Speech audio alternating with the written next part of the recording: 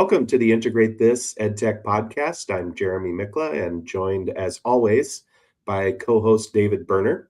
And we're very excited to welcome our special guest today, Hattie Strong. Hattie is from SchoolAI, and we're really excited to get into some conversation about what is going on generally in the world of AI and education, but also how SchoolAI can help fill some of that space and to help meet some of the needs of teachers and students as well. And so, Hattie, why don't you get things rolling here for us during this episode and give us a little bit of kind of your origin story. How did you get to this place where you're at? Yeah. Well, thanks for having me, first of all. I'm Hattie Strong. I started this journey as a kindergarten and then first grade teacher. So I'm an elementary friend. I taught in Bowling Green, Ohio. Don't hold it against me. If you've got a Toledo, Bowling Green, there's always a battle there. I had 31 students. And one student didn't know letter G. The other student was doing blends and digraphs. And then I had another student jumping from the filing cabinets and 27 other variations of that. And I quickly found out that everything had to be differentiated. The laminator and I had a very intimate relationship, but it was such a successful year. My first year, everyone got what they needed. Everyone's progress monitoring increased, and we ended the year, and it was so encouraging. And I lasted 3 years in the classroom.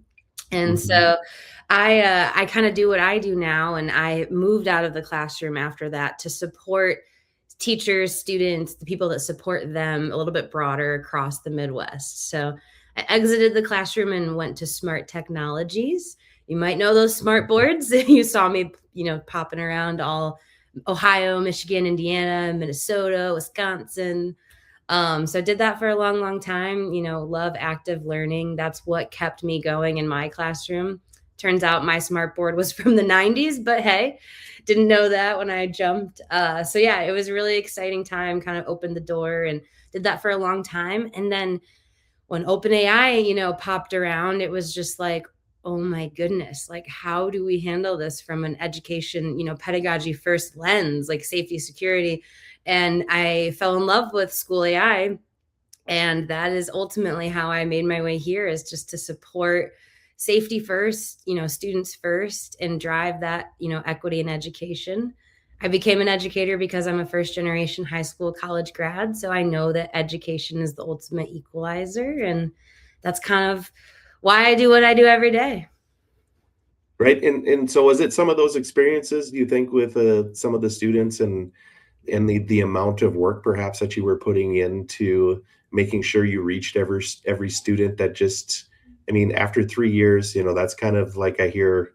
And I remember, even when I was coming into being a first 2-3 year teacher, like if you make it past 3 years, then that's a success story, right? But but there's so many expectations, I think, that are put on, new teachers, especially at the beginning, and they really do want to, go above and beyond, not just to show off to, their peers or to their administrators, but because they really passionately believe strongly in what they're doing for the betterment of their students. But at some point, did you kind of like realize that I can't keep putting in the same amount of time and effort all along, year in, year out, without it like causing some self-care issues?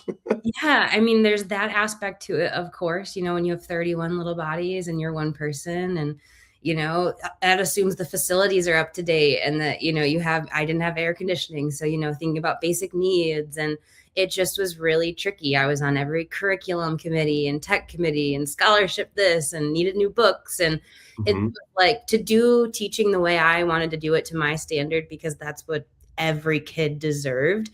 It broke me. And I'm looked at myself as a 24-year-old thinking about like how exhausted I was. How am I going to do this for 30 years? There has to be a better way. And it kind of just had a light bulb moment of, wow, if I can support X amount of teachers per building, per state, per territory, maybe there's a way to support teachers so they do make it longer than I did. So that's just kind of, yeah, I mean, it's a bit of self, but it's also a bit of how do we work smarter, you know? Yeah, no, you mentioned a couple of things in there too about the experience that you had where you do have a lot going on in the classroom. There, teachers are extremely busy, and it's something that we've talked about a lot on in this podcast about we're trying to find a balance of getting teachers practice with some AI, learning about what AI is, AI literacy, understanding, all the different components that AI is, and then also exposure to tools to be able to create things. And so something like SchoolAI that you're working with, how do you approach helping teachers feel confident using AI? Yeah, that's a great question. I think it starts with kind of our why. Our company, we're made up of current, former educators, administrators, instructional coaches, my friend Tara. So ultimately, we all have our why and our story of where we came from and how insanely difficult that was. So I think we start with understanding where every teacher is at. Every district is in a different place, right? Every student population has a different need. So really just understanding what the main pain points are of what are you most stressed about, right? Like, what can we take off of your plate and streamline it a little bit so you have more time back with your kiddos? So, really meeting teachers where they're at, hearing what, if I could, the magic wand, right? If I could do something to really alleviate things that are weighing them down right now, what would that be? That might be a pedagogical thought partner to streamline suggested grouping, right? For small groups based on letter fluency. Or it might be trying to find a differentiated learning space to support a student like mine that didn't know basic letter sounds. So everybody has a different need, and really just trying to find that organic spot that makes them see that light bulb moment of, oh my goodness, this is so powerful. I can actually use this like ethically and equitably for my kiddos. Do you feel like in your experience with working with schools, um, have teachers been really receptive to the things that School AI offers in terms of getting them just exposure to AI? Yeah, it's hit or miss. I always say, like, I love the tough educators. One school in Michigan brought me up on the assembly stage, and the director of curriculum said, if you can get my teachers on board, like, we're ready to go, right? And so I got up on there in that 90s gymnasium with my mic, and no teacher wanted to be there, right? They're head down with their laptop because they have 100 things to do. We're either grading or we're doing an IEP or, something that we know is urgent. And I just said, okay, I want everyone to shout out exactly what you'd rather be doing right now. And so it was mass chaos, right? And I opened SchoolAI and I recorded like the chaos, and we were able to streamline almost all of those things they'd rather be doing. And it instantly turned it around from this is something I have to learn to take on to how can I leverage this for all of the great work I'm already doing? Because teachers are the experts. We're continuing ed, right? We're constantly adapting. Hello, COVID. So that's usually how I start. And then they really do relate to the fact that, wow, this understands ZPD. This is thinking Maslow before Bloom. Like, it is really, really well done. And we're off to the races.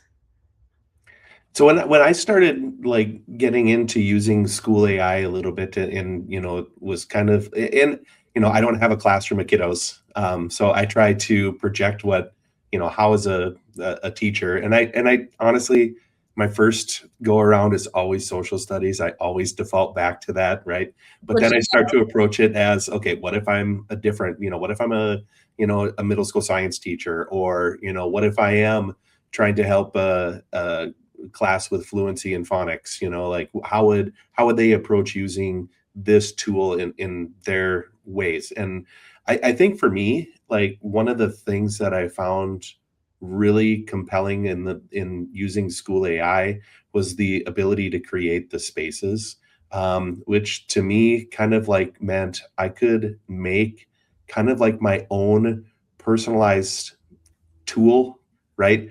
Or, a chat bot. I don't know if I want to go use that term exactly, but like it customized to exactly what I wanted to do. And I knew that using the guardrails that School AI has in place to help promote the safe use of these tools as well, was really kind of supportive. But I guess kind of like I'm getting to a question here, I promise. Um, where, that's how I viewed it. But where do you think School AI shines the most within this AI in education, Yeah. space? So I like to like zoom out to zoom in, right? Because everyone has a different, fan favorite, right? Like party trick, right? Or something that is Mhm. changing their day to day. But the zoomed out view, School AI is a pedagogy first platform. And what that means is that we're constantly thinking what is best for the teacher, the student, someone who is supporting them, the administrator, the front office secretary. And so in doing that, we have built an AI assistant in Dot, my favorite Dot. And Dot is our kind of guide on the side for all things educators. So you have an educator focused personal assistant, if you will. So I can streamline all of that data. I can have a COPA and FERPA safe space to input my beginning of the year screeners and to start to understand how I'm going to meet students' needs, right?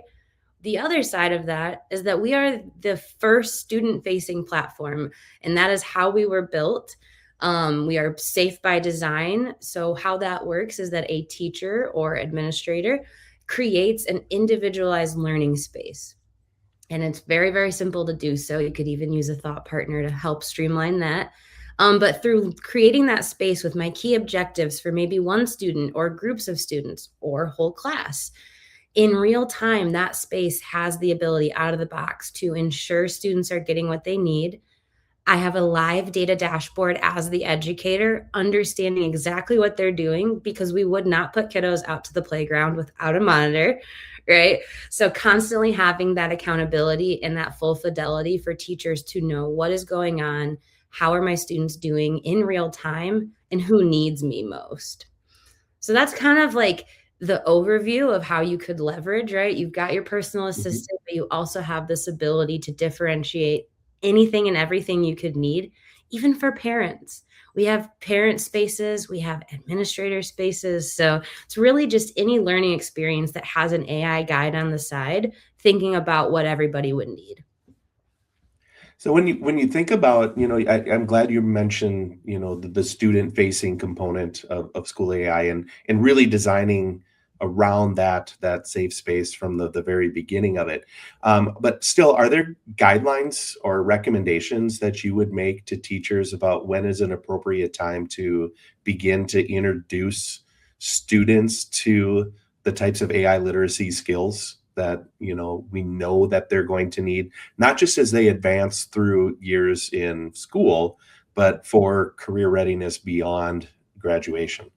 Yeah, it's a great point. I mean, we are seeing it in kindergarten classrooms. We're seeing it, in post-secondary, in different use cases. So to your point, we want to start with this literacy focus and we want to be the thought partner for districts, right? They have, their roles. They're a technology director, they're an educator. We want to be this AI, expert that is going to support the whole child and teachers. So, kind of thinking about that, we have a full community of literacy based courses, of micro courses. So, all of our partners and people leveraging our free platform have that ability to say, hey, I want to start with this 5-minute elementary AI literacy course, and we're going to go through a space as a whole group.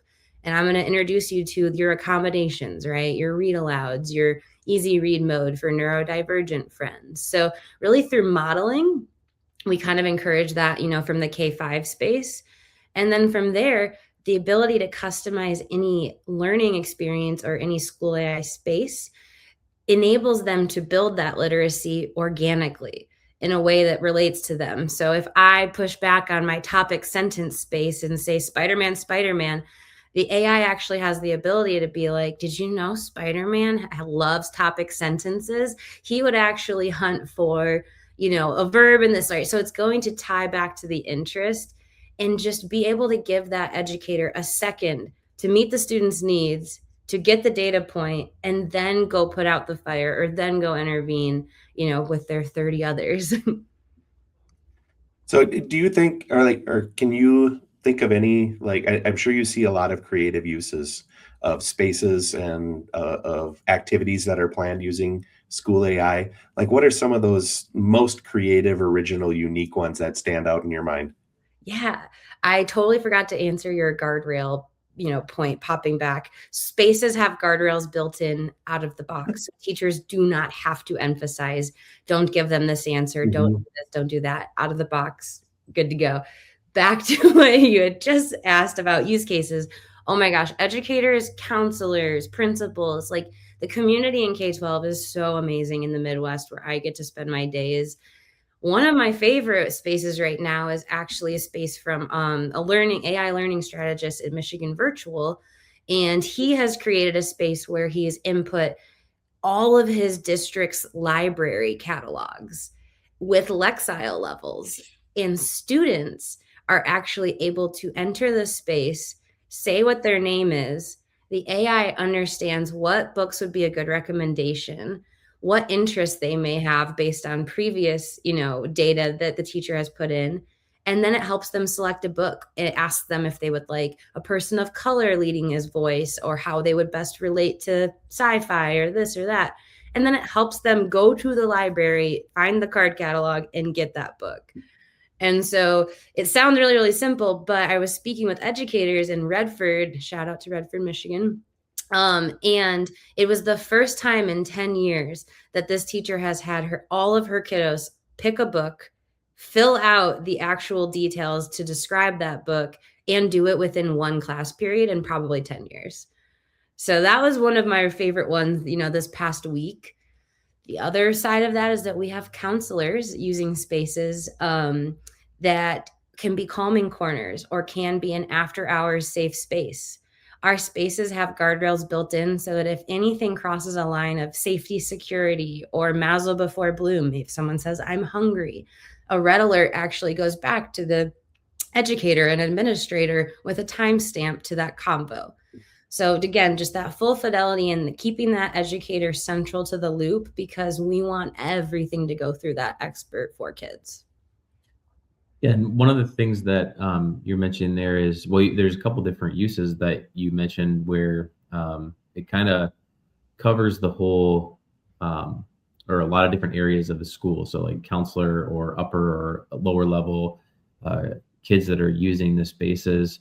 One of the things that we've seen is like grade span breakdowns. I don't know if you've seen any of those, but do you have any thoughts on, or has School AI talked a bit about like how they determine what's appropriate exposure at different grade spans or for certain age groups at all? Or is it more teacher design? Yeah. So, I mean, we're COPA, FERPA, SOC compliant by nature. So, we are fit for K to, adult learning, but ultimately we are consulting, with each school district and making sure what are your guidelines? What are, your current board policies? Because if they have a different initiative and it's just 4 through 12, fantastic, right? Like that's how we're going to scale at your district for year one. Or other districts are like, we have to provide equity for our students and teachers and tools we offer. So we are going to blast this, pre-K 12. So it really just depends on, I guess, the state, the geo, and what's best for each admin and teacher. Yeah, and that's something we see a lot. Like obviously from school to school, it's like completely different on how they're approaching it.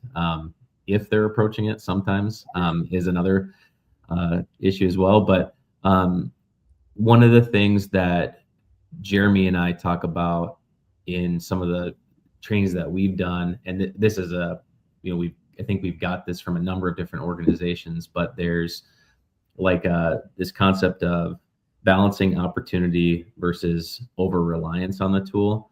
And what kind of things does School AI think about just in terms of making sure that there isn't like complete cognitive offload for students where they don't really do much of the work themselves? Is it is it dependent on the teacher design of a particular space or a thing that they create, or what type of things like that are you seeing in terms of making sure that their interactions with the tools are still somewhat rigorous, or that it challenges them a bit? Yeah, that higher level cognitive load, right? We don't just want to create a world of copy and paste and this and that. No, great question.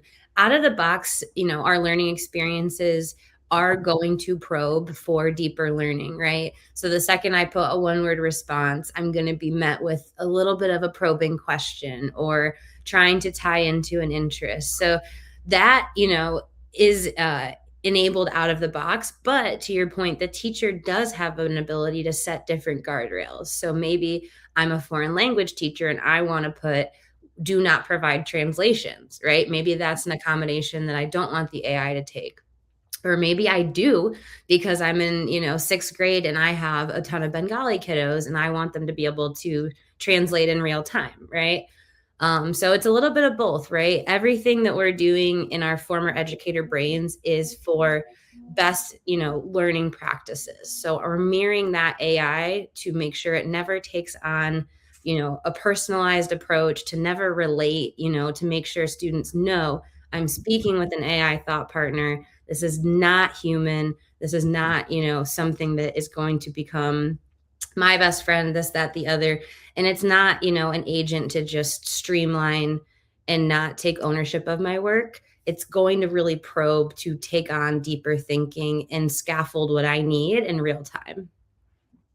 Yeah, and that's great. And one of the things that I really like too is, and I feel like I've seen this more and more, is some of the tools, the platforms like SchoolAI, or like we've talked with the creators of EduAid before. And one of the things that I've noticed is there is more emphasis being placed on hiring people that were teachers and have some classroom experience, or they understand how pedagogy works.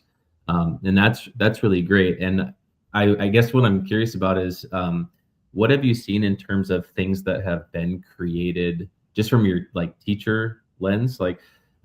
What's the most interesting things that you've seen as a use case, or like a classroom use case for SchoolAI? Yeah.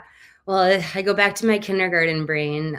So my elementary friends, this may be, life-changing for you. My secondary friends are gonna be like, okay. But I had 31 kiddos, of course, and I taught every single strand, and every single kiddo needed a different differentiated group or center or, tech, tip to intervene for 10 minutes. And so my favorite thing to do in the platform is to put in a CSV of data.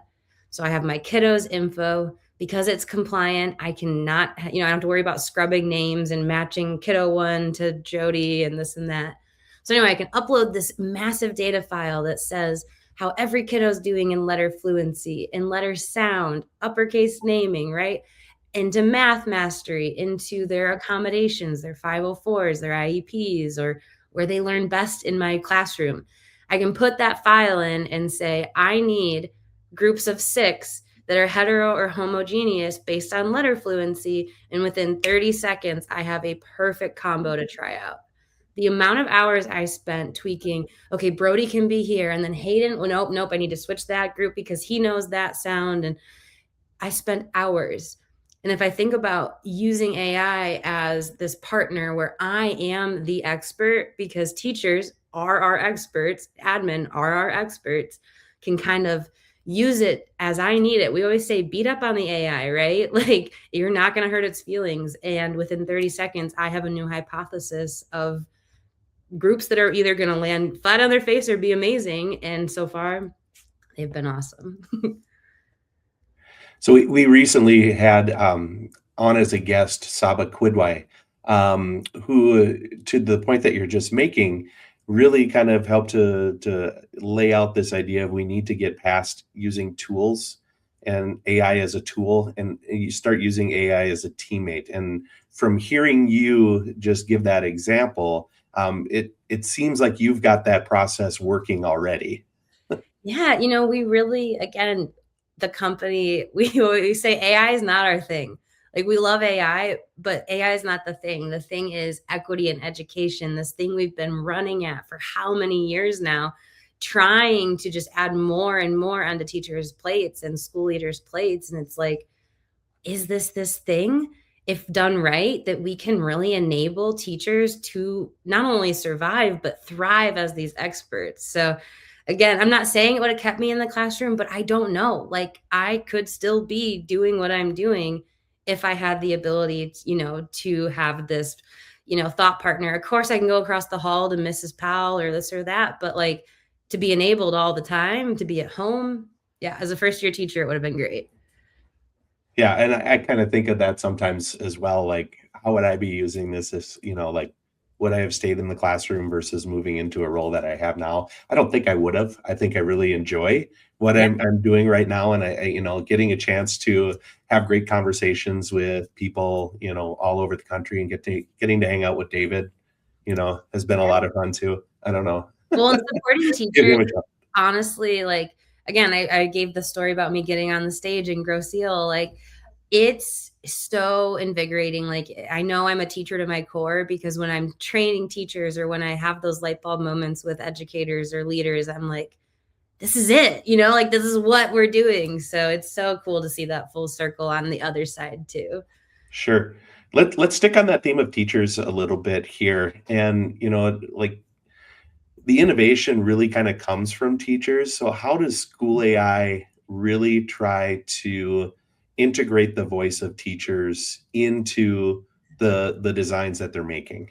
Oh man, if you could see our customer success team, they are unreal. We are boots on the ground. Anyone who is a School AI partner truly is a partner. The last 3 years, shout out to my Chippewa Valley friends in Michigan. They have been with us from the start, and we have an active feedback loop so that everything that we need to change or address or enhance as things move quickly in this world, they're telling us first, this is what would change our lives, or this is what our students need most. And so we have a voice of the customer component every week, where our product team is enhancing, building, meeting the product where they're at to enable teachers. Recently, we came out with our browser extension. And I tell you what, it was one of the biggest things we heard all year from our partners. We need something for teachers that are not going to navigate to another platform. We need something that will meet our teachers where they're at. And so it's been so fun to see product, hear this need, deliver it. I mean, unbelievable delivery time, Jeremy. I don't ever want to be in product. And to have it have impact for teachers, to be able to provide inline comments within 30 seconds that are pedagogy first, and require the teacher to add them in, right? So keeping that human always in the loop. So that's been really fun to see. A couple other things with our enhancements of our spaces. We heard a lot about our spaces being a bit too open-ended. We really need them to follow, mastery level and outcomes to mirror what students, learning experience looks like. So if you go into spaces now, our mission control, the data dashboard, is all aligned to mastery and outcomes based on how students are progressing through the topic, as well as how they feel about it. So if they put in, I don't want to do this, you're going to get a note that they're resisting, but we see a little bit of encouragement when we're directing over here. So I think, like, that is the main piece. Like, we're building for y'all, and we want what y'all need most. So, like, yeah, I've seen a lot of different tech products that have kind of come out on the market in the education world, right? And then they come out, the teacher sees, oh, there's this great thing, and then they're going to go try it out, and they tell other people how great it is. And then maybe a school decides to, invest in that product for their staff, and then that's the end of the cooperation. There's very little training for teachers, right? Yeah, if you can't see her, she's wiping her hands with this, right? So what types of things does School AI put in place to make sure that teachers are given the PD that they need in order to really be effective with using AI as a teammate? Yeah. So that is, I mean, you spoke to it, right? We know the data is there when we give, thousands of these tools or, individualized needs for teachers. That's just that, right? We've provided it. We've checked the box. And so for us, we know that what actually leads to real adoption and real scale is the understanding and literacy and background. So we have a full professional learning team of educational strategists, my friend Tara, that y'all know, and they have masters and doctorates in coaching, in teaching. And so all of our curriculum, all of our learning community is anchored in that grounding of curriculum. We have a curriculum manager who is constantly monitoring, okay, if we want to incorporate this curriculum for this district, what could that look like at scale? So, we meet with every potential partner as soon as, we figure out what the best fit is, to roll out and implement. We all get on a team with customer success, our education specialists, and myself, and we say, what are the goals for the implementation? What does this look like? Are we a train the trainer? Are we doing on sites? Are we doing Tech Tuesdays with office hours, right? What does that look like to meet your teachers where they're at, especially if it's mid-year? I'm doing a lot of mid-year adoptions, right? Testing season. So again, meeting them where they're at, building that implementation plan so it's not just here you go. And you have that constant support from our customer success and educational strategists that basically build it all. I mean, that has been probably my saving grace this last year, is being able to work with these amazing districts and then say, okay, all of that lift you're doing on the curriculum side, on the superintendent side, on the MTSS side, we are going to streamline it in this way for you. And this is your go-to person if you ever need anything. It just feels different. It's just relationship based, And one of the things that I've noticed too is that there's a pretty active and supportive champions community. Yes, I'm so glad you brought that up. Yeah, that I when I've gone in and I've, posted a couple of things to it as well, it's like, I think this would be fun to do. But then it's very interesting to start reading through many of the posts of other teachers. And maybe you're not going to copy exactly what they're doing, but it gives you an idea, right? Yeah. Well, and globally too, right? I mean, Mhm. we have friends in that community. Shout out to our Nick, who manages that global community of ambassadors and champions. And yeah, having that, it reminds me kind of like the Facebook wall days, right? Having that safe space to just say, where do I even begin? And having someone reply within a few minutes in that community of, well, where should you start? What kind of teacher are you? Are you a teacher? Are you an interventionist? Are you a para, right? Everyone is going to kind of need something different. And yeah, Nick manages our champions. Shout out to Nick. So if you go on schoolai.com/champions, you can sign up. You get lots of really great intel. But yeah, we're really just trying to build this community to make safe and equitable tools and platforms available to educators. Educators don't know what they don't know. And so my biggest why, this past year was to make sure people aren't dumping data, into the chats or into things that are going to take that PII just because someone didn't know. So as you start to look at the future of AI, which is extremely difficult, I feel like every time we ask our guests this question, or something to the effect of this question, it's difficult to answer, but maybe try the best you can. What will not change, no matter how advanced AI gets? For us, what will not change is having that human element constantly in the loop. So for us, obviously, I'll say it more and more again, like, we're educators first. So keeping things deeply human and keeping multiple lines of humans in the loop for kiddos is what we know will always remain true. Because to your point, the rigor, the critical thinking, I mean, if we take it, an output from, Claude or something, right? The adult in us has the wherewithal to know, I have to push back. I am the editor. I am the expert. So if we don't have those guidance and those guardrails and those relationships that educators build, all of this is for nothing. So keeping teachers and educators and humans in the loop always. Okay, and as a former elementary teacher, let's say that you, thinking about other educators as well, but let's say that you are still teaching, you don't know anything about AI, and someone brings it to you today.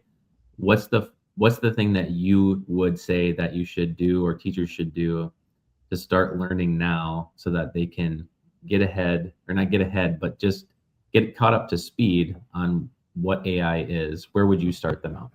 Yeah, I would honestly start I would make a free account with SchoolAI because our free platform is COPA FERPA SOC compliant. So you want to dabble in something that is safe for you to use, right? You don't want any personal liability there. And through that, you have a thought partner that can help you get started. You can say, I'm Hattie. I have 20 years of teaching in Bowling Green, Ohio. I'm a first grade teacher. I don't want to be having this conversation with you, but AI is the buzz. Like, where do I need to start? And Dot is going to scaffold for that teacher. So I think first, knowing where you're at is a safe space. Most things that are free are not free, my friends. They're gathering data on you. So make sure it's a safe space. Maybe, look to your district guidance. And then from there, just have a convo, just see what the platform or Dot can do for you, or say, I'm a skeptic and I'm really busy and I need to carpool today for soccer. Like, how can I have lunch based on the schedule? Make it work for you. It doesn't always have to be putting AI in kiddos' hands if that's not where we're at, right? Yeah, I like that. And then, once you have that entry level, then you just work from there to build capacity, Yeah. and eventually you're going to be using it and starting to recognize opportunities to use it in spaces you wouldn't have Yeah. previously thought about. Yeah, it's that intrinsic motivation first, right? Mhm. Just like in my teacher trainings. Okay, what would you rather be doing right now? Or what would you wave the magic wand for? And then you start to kind of have the wheels turn of, oh, wow. Well, and speaking of that, what would you rather be doing now? Yeah. Let's get into our lightning round, where maybe we'll find out a little bit more about, what makes Hattie such a great educator in the first place. Love it. And so this part of the show, we have some questions lined up. You've had a chance to see them ahead of time, so maybe you've given a little thought or not, or sometimes things change on the fly too. So we'll begin with these.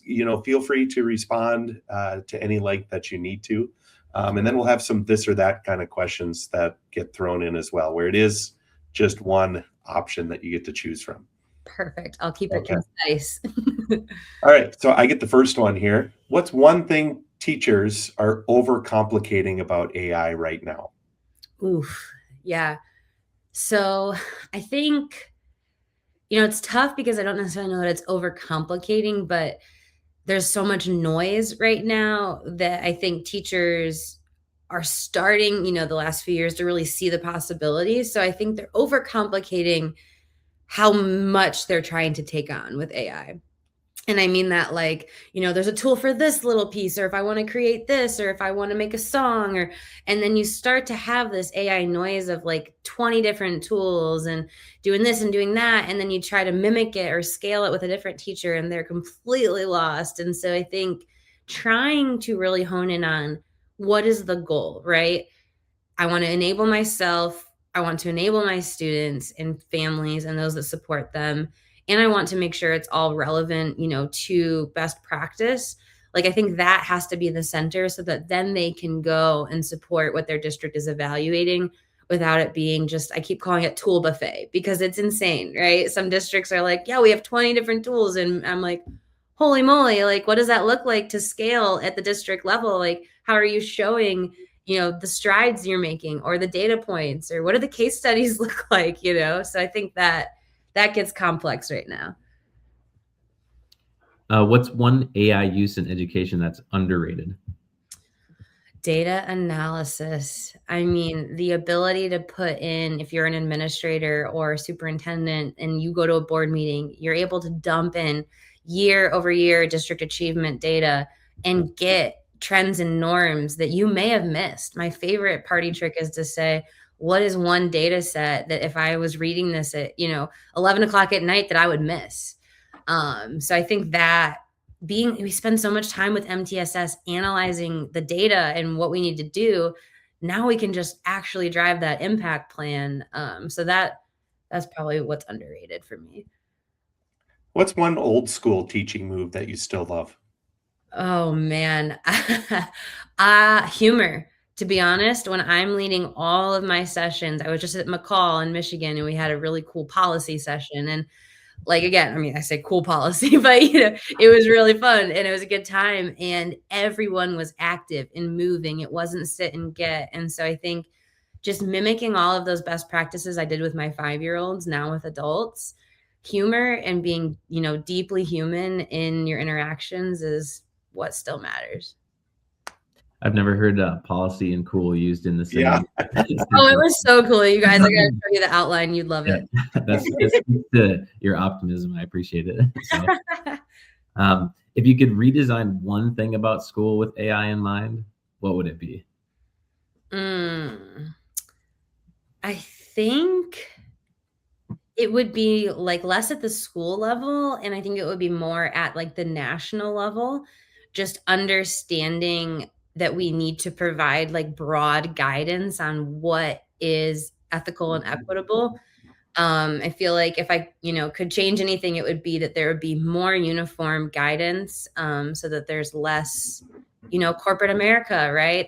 We're not consumers, necessarily in K-12. And so making it so that it is really about the kids and the outcomes. So you're back in the classroom for a day with your kindergartners. Yep. What are you teaching? Ooh, I was the teacher who took my kiddos outside 4 times a day. I broke everything up as soon as possible and I made everything kind of like project based.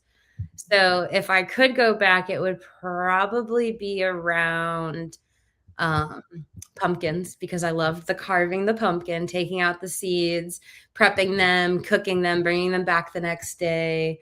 And I would probably put them in a space like analyzing the pumpkin seed and like maybe interviewing, a pumpkin farmer or gardener, right? So thinking about all of those like teeny little moments that just light kiddos up and how I can now meet their needs as well.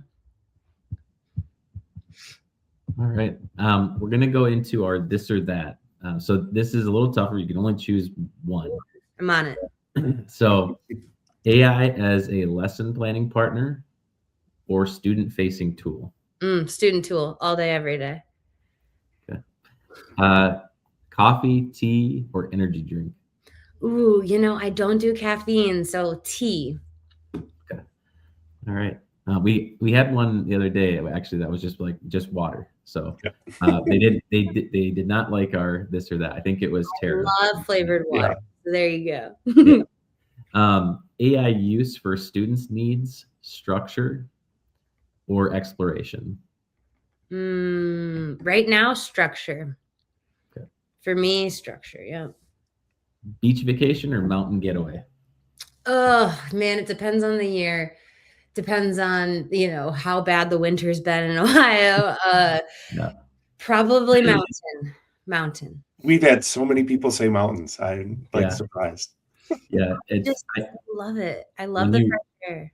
When you said that though, I had instantly the same thought. Like it depends on how bad winter is because we live in Minnesota. So it's like, right. I'm like, if I've been in my house for 6 months, probably a beach because I need the sun. But if it hasn't been too terrible, I probably want to see like some amazing views. Nice. Yep.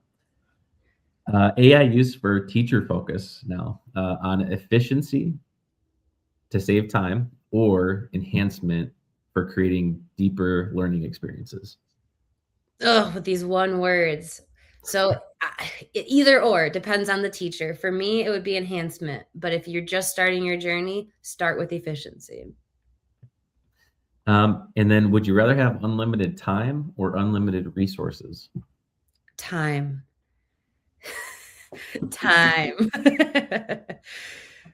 Perfect. So now imagine, Hattie, you're walking up onto a stage. You're going to be given a big keynote. What walk-up song is playing as you step out in front of everyone? Okay, so I actually didn't see this question. So this is, right off the cuff. But, man, it's either Let the Bodies Hit the Floor or some kind of J. Cole song because, I don't know, just Cole World, something that makes me feel like I'm about to change lives. Awesome. Hattie, this has been great. It's been wonderful to have the opportunity to catch up with you here and to hear insights into AI in the education space as well as SchoolAI. But we want to kind of turn it over to you here at the end too. If people want to get in touch with you, can you, we'll definitely share, contact information in the show description, but also, is there anything coming up that you would like to share, promote? We'll give you the floor. Yeah, so we will be at COSIN Monday. So SchoolAI team is, on the road pretty often. This So will probably air after the conference, but good call out. Good call out. Okay. Yep. So beyond that, we're actually going to so we will have had a great opportunity to share at COSIN. Yeah. Yes. I will be at MSBO, which is Michigan School Business Officials, in like 2 weeks here. So I spent a lot of time in the Mitten. I also come into Minneapolis here and there. So I'm looking forward to coming to your guys' event. Got to get that registered. We're also in different collaborative groups. So I'll be in Chicago at the end of the month. So find me on LinkedIn, Hattie Strong. There's not a lot of Hatties. You can always reach out to me there. My cell phone's on there. Jeremy and team will share my info. But yeah, we're pretty much in classrooms all day, every day. If you need me, I'm probably at a school visit. But yeah, join the community, reach out to our education strategists. Whatever you need, we're here to help. We're not worried about, fitting into budget or this or that. Like ultimately we want to help. So yeah. Thank you, Hattie, so much. Thank you guys so much. I appreciate all you do.